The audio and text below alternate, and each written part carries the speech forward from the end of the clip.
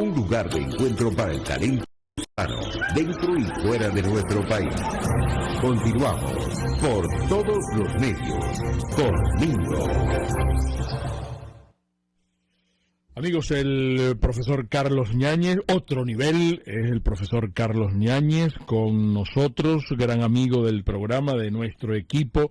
Profesor Ñáñez, un gran abrazo, mucha salud para usted, para toda la familia, de parte del equipo de Radio Caracas y del programa. ¿Cómo le ha ido? Muy bien, Mingo, gracias a Dios.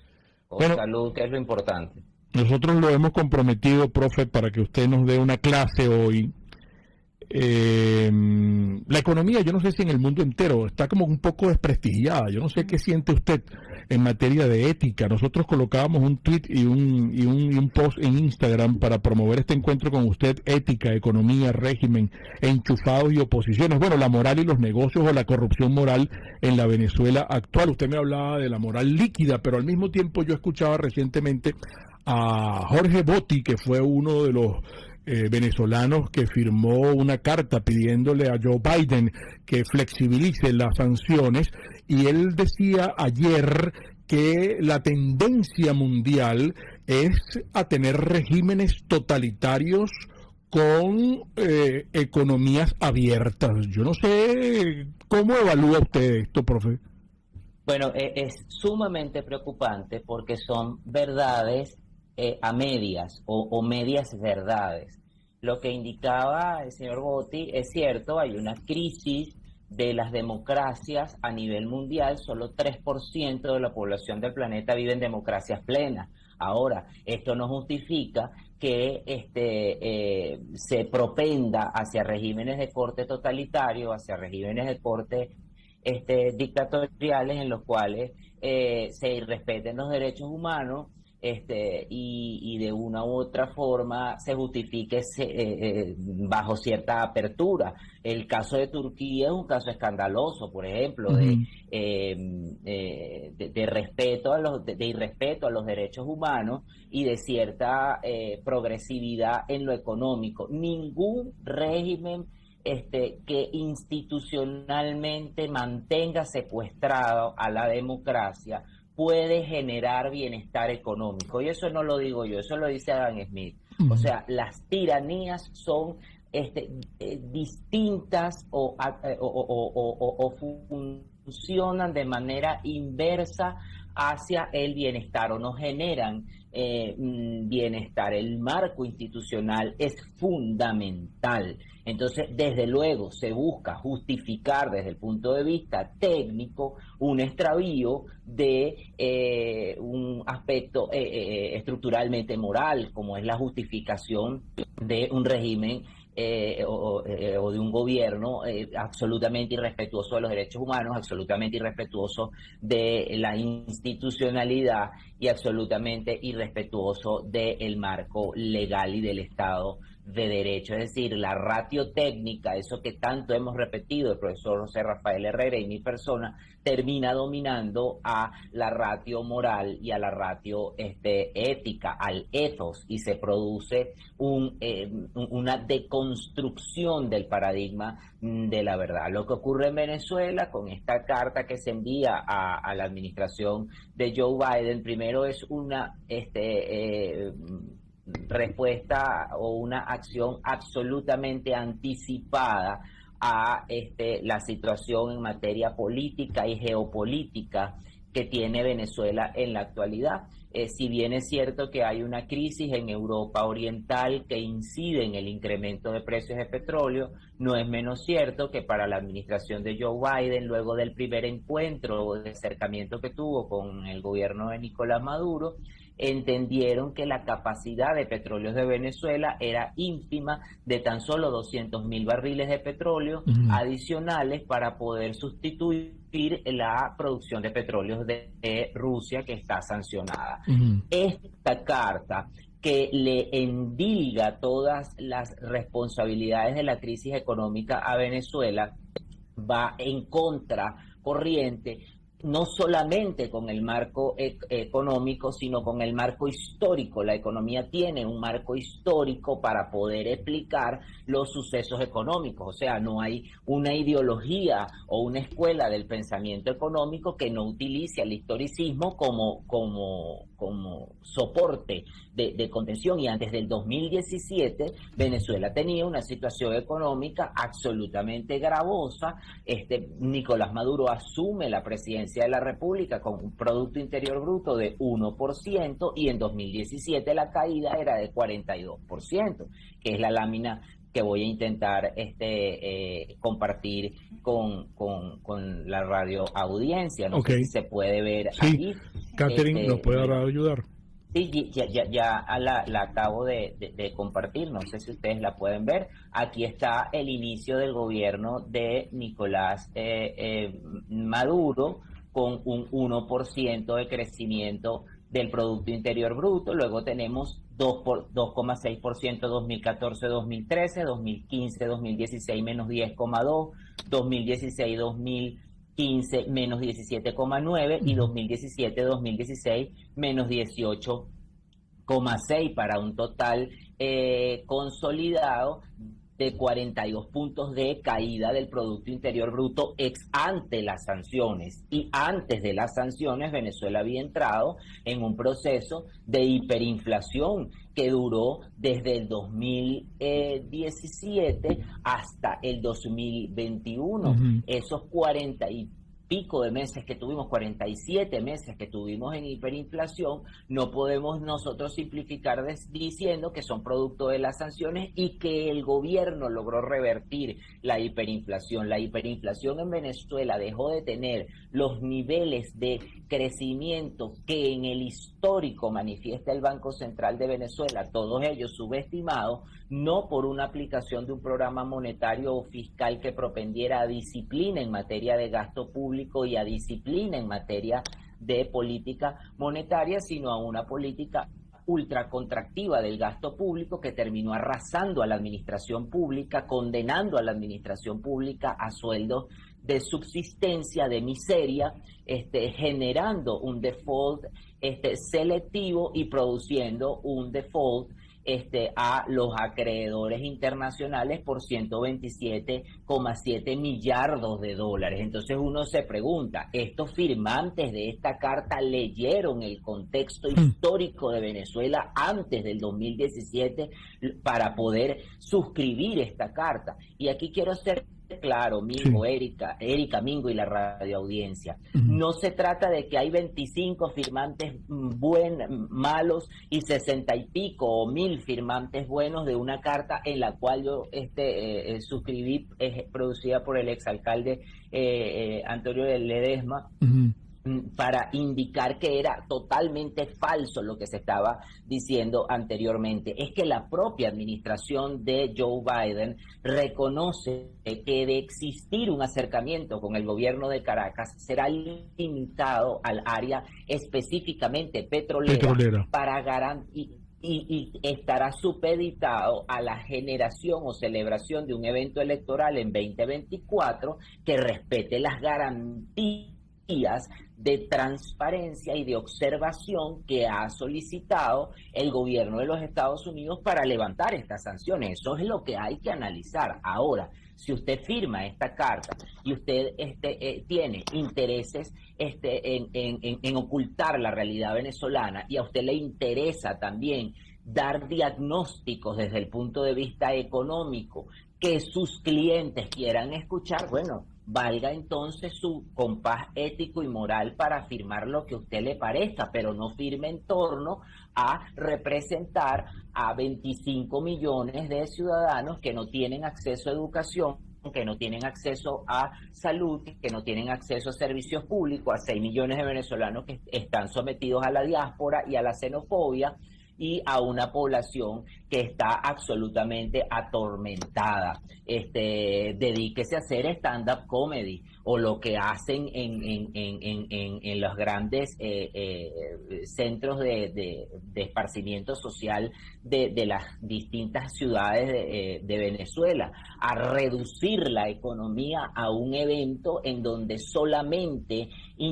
se incorporan aspectos, ni siquiera se puede decir técnicos, sino de manipulación técnica para morigerar una crisis que es absolutamente incuestionable, inocultable. La crisis de Venezuela nos ha apartado de América Latina y nos acerca a África subsahariana. Venezuela es el país más pobre del hemisferio. El nivel de salario de Venezuela, que es de $39,44, es el más bajo de la región. Cuba duplica el salario de Venezuela y aquí tiene un salario de $80 mensuales, y Colombia decuplica, se multiplica por 10 el salario mínimo de Venezuela. Entonces, para firmar esta carta, primero esta gente ha debido de analizar los datos del Banco Central, que sabemos que están atrasados, que sabemos que están subestimados y que sabemos que están manipulados, pero que dan cuenta de una crisis inusual en materia del Producto Interior Bruto anterior a las sanciones, para indicar entonces que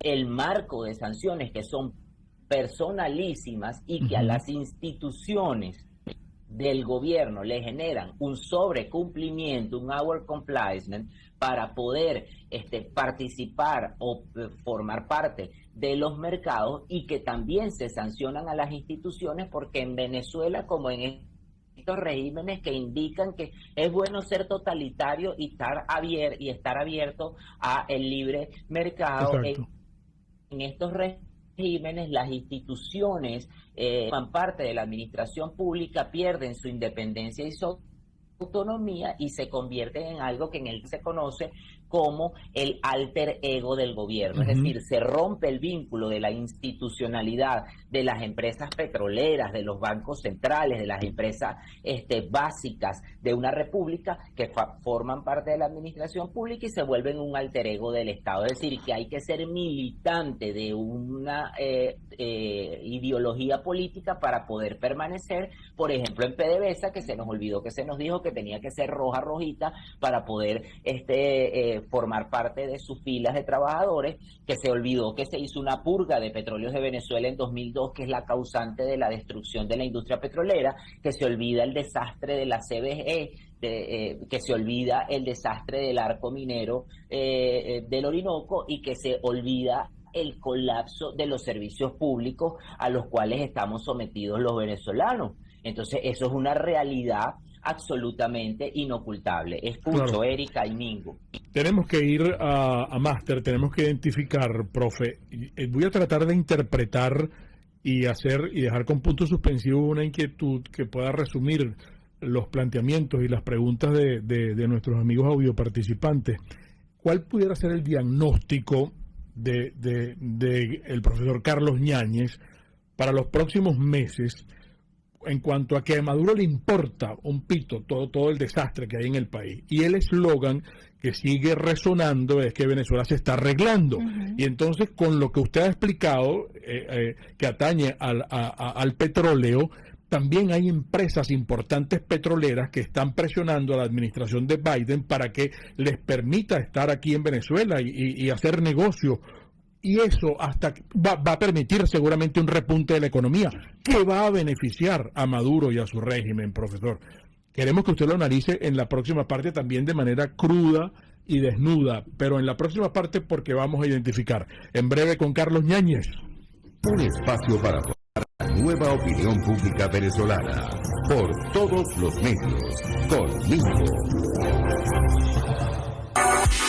Aquí tenemos, amigos, porque la peste no ha terminado. Nosotros no hemos triunfado todavía y no debemos relajarnos, no debemos descuidarnos. Yo estoy hablando de Produzca, el tapaboca, aquí está, en las presentaciones azul como el que tengo puesto, negro en esta presentación, en esta caja, y por supuesto la mascarilla, que la tenemos blanca como esta, gris y negra.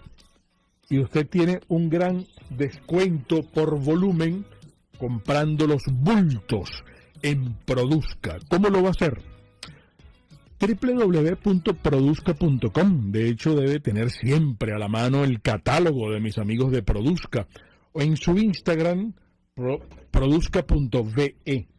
Produzca es seguridad en tu empresa de los pies a la cabeza. Comercializadora Prada. Bueno, hoy lunes normalmente mucha gente hace su pedido, también lo puede hacer el martes, el miércoles, pero el lunes que arranca la semana, ustedes llaman al 0424-120-3562 y allí tienen y pueden conversar con ellos. De hecho, también pueden pedirles la lista de productos y de precios: el queso guayanés, el queso telita, el ahumado, el merideño, el palmizulia, la cuajada, y bueno, también en embutidos. La mantequilla, llegó la mantequilla, que yo les he dicho que es tan rica con o sin sal. Comercializadora Prada, hagan su pedido, todo en quesos y embutidos, con la mejor relación precio-sabor. Estación de servicio Terrazas del Club Hípico. No es solamente gasolina. Fíjense, en el Instagram de ellos, que es @bpterrazas, colocan todos los días cómo va a ser la dinámica con relación al servicio de gasolina, pero yo quiero que ustedes conozcan la tienda de conveniencia de la estación de servicio Terrazas del Club Hípico, que nos recuerda siempre el mensaje institucional. Vamos a cumplir con el semáforo, vamos a respetar el semáforo, ¿verdad? Estación de servicio Terrazas del Club Hípico, calidad y servicio de primera clase. Y hoy quiero permitirme darle un saludo y un agradecimiento a La Atillana. Quiero que en estos momentos ustedes se coloquen en su Instagram @La Atillana. Y les cuento muy brevemente. Usted se quiere comer y disfrutar un fondue en Suiza. Bueno, ahórrese el pasaje y ahórrese la estadía, pero disfrute ese fondue con mis amigos de La Atillana. Usted se pone de acuerdo con ellos y se lo llevan. Yo disfruté ayer, no sé si Catherine tiene alguna foto de cuando yo estoy disfrutando. Ese es el de champiñones, ese fue el que me hicieron a mí. Este que ustedes están viendo allí, yo lo almorcé ayer. Eso es una ricura, eso es una delicia, porque eso es con auténticos quesos suizos y licores importados, porque el Kirsch no lo hacen aquí, pues, ¿no? Empezando por ahí, y lo lleva, además. Eso es una ricura, ya estoy yo disfrutando mi fondue. ¿Cómo lo gocé? Ave María Purísima, eso es una ricura. Yo quiero que ustedes los contacten y lo pidan y lo disfruten aquí en @La Atillana con la receta y la fórmula de la familia Keller, original. Si llamas, te lo llevan. Puedes seguirnos en nuestras redes sociales. En Twitter, @RCR750, la radio que se ve. RCR 750 AM, porque lo bueno une. Un periodista espontáneo, frontal, observador, inconforme, con mucho que decir y escuchar. Regresamos por todos los medios, conmigo.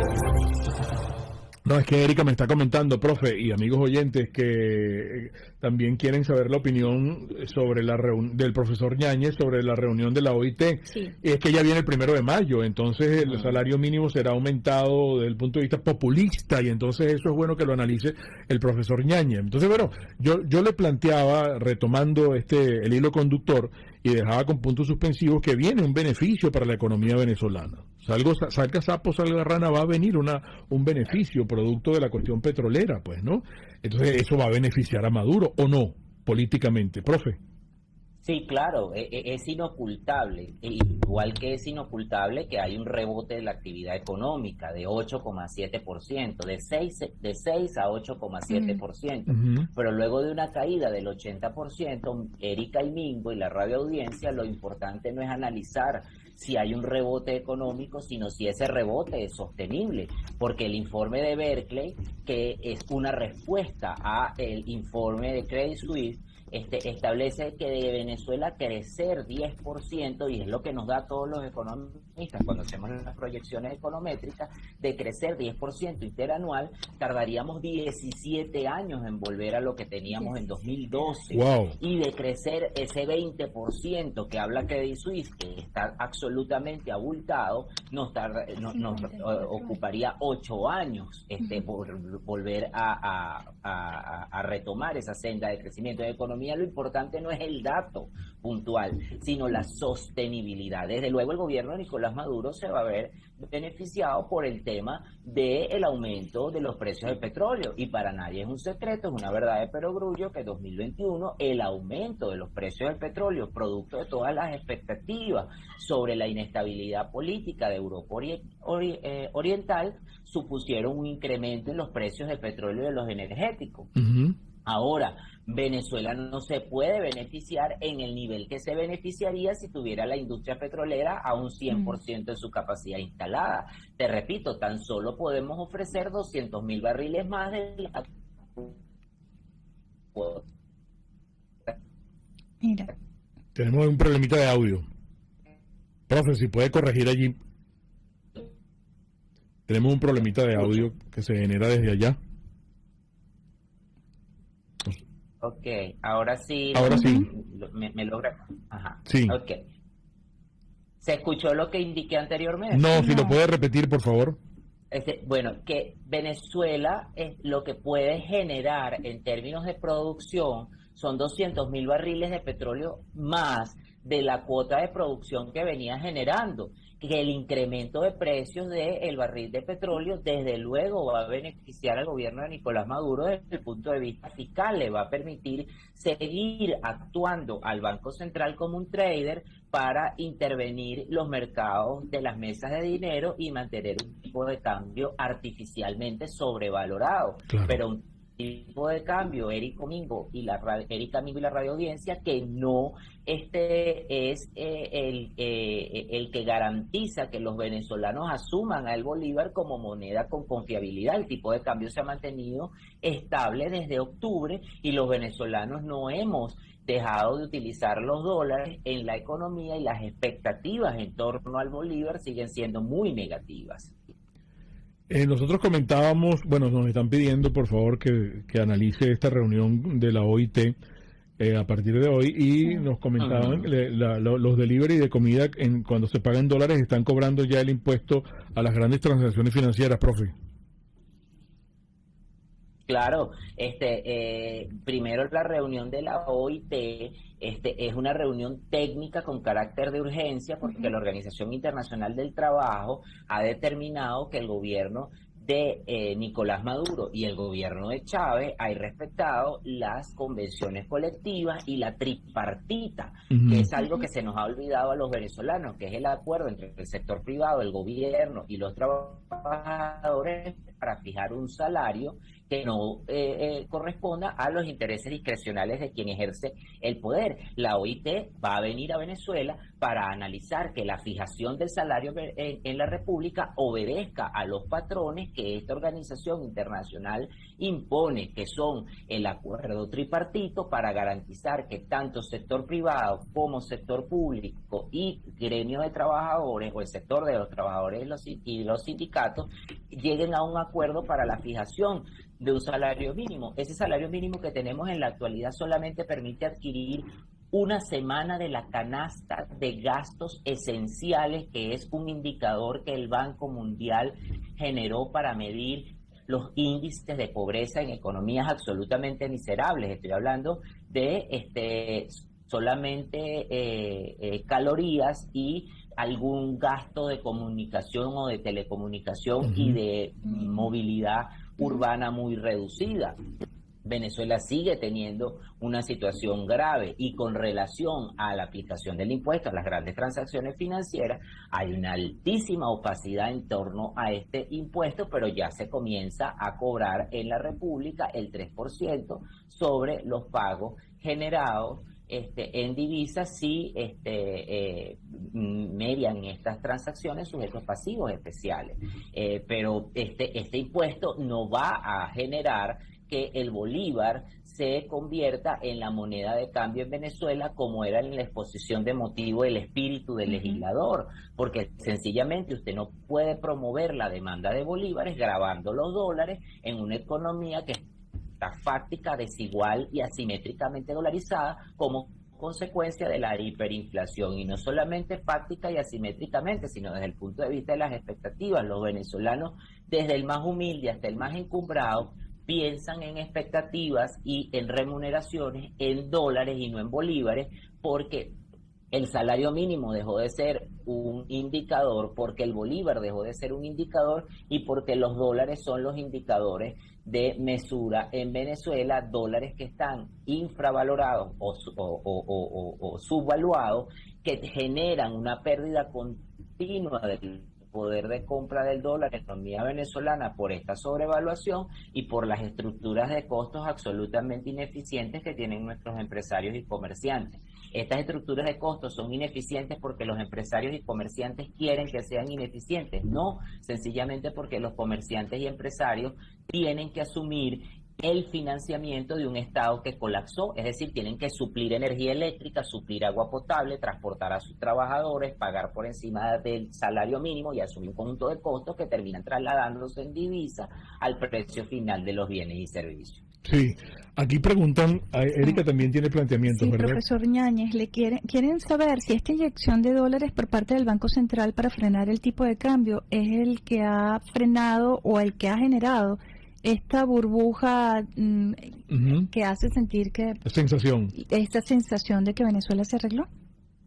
Desde luego que sí, la inyección del Banco Central de Venezuela a las mesas de dinero ha generado un equilibrio artificial en el tipo de cambio y ha fomentado esta suerte de burbuja de pseudo recuperación en la economía, pero a la fecha el Banco Central de Venezuela ha inyectado $1.000 millones para mantener ese tipo de cambio controlado, y a finales de año se requerirán $3.000 millones para mantener controlado el tipo de cambio en toda la senda temporal del 2022. Entonces, desde luego, es sumamente complicado para un banco o para una autoridad monetaria mantener artificialmente controlado el tipo de cambio. En Venezuela seguimos teniendo un encaje legal de 73%. Eso significa que de cada $100 en la economía, 73 quedan centralizados en el Banco Central de Venezuela, y el índice de captaciones de la industria bancaria es de 14%. Eso significa que de cada 100 bolívares la banca solamente puede prestar 14 bolívares. Entonces, esta pseudo recuperación también de los créditos no es lo suficientemente robusta para generar niveles de intermediación financiera que terminen ultraactivamente o que conduzcan ultraactivamente a la recuperación del aparato productivo venezolano, que solamente está en pie el 25%. Ya para finalizar, ¿ve con buenos ojos, Carlos Ñañez, esta reunión de la OIT? La veo necesaria. La veo con muchísimo escepticismo, porque puede existir un marco legal interno o externo a la República, pero si la intención de quien ejerce el poder en el Estado es desconocer la institucionalidad, no tiene ningún sentido que se establezca reunión alguna con un ente internacional. Vemos los informes de la OEA, de la ONU, que se han engavetado, los informes de Michelle Bachelet, el primero y los sucesivos informes en donde ratifica el proceso de violación a derechos humanos, y no hay una acción directa. Vemos los casos de la CPI, que más allá de hacer algún amago por establecer algún grado de legalización o de judicialización en el país por la violación a los derechos humanos, no pasan a mayores. Y este acuerdo de la OIT en un país, Erika, Mingo y la radioaudiencia, en donde no hay sindicatos, en donde no hay contrataciones colectivas, en donde no hay una fijación de salario justo y cónsono con las necesidades del país, es absolutamente innecesario. Profe, se nos agotó el tiempo. Qué bueno esta conversación siempre con el profesor Carlos Ñáñez, ¿verdad, mujer? Así es. Un gran abrazo, Muchas profesor. Gracias, profesor. Estamos en contacto. Gracias, El profesor Erika. Carlos Ñáñez, las interpretaciones finales de todo lo conversado hoy acá, como siempre, de ustedes. Y recuerden, el comunismo te quiebra las rodillas para que tengas que darle las gracias por las muletas. Hasta mañana. RCR presentó Por Todos los Medios, conmigo.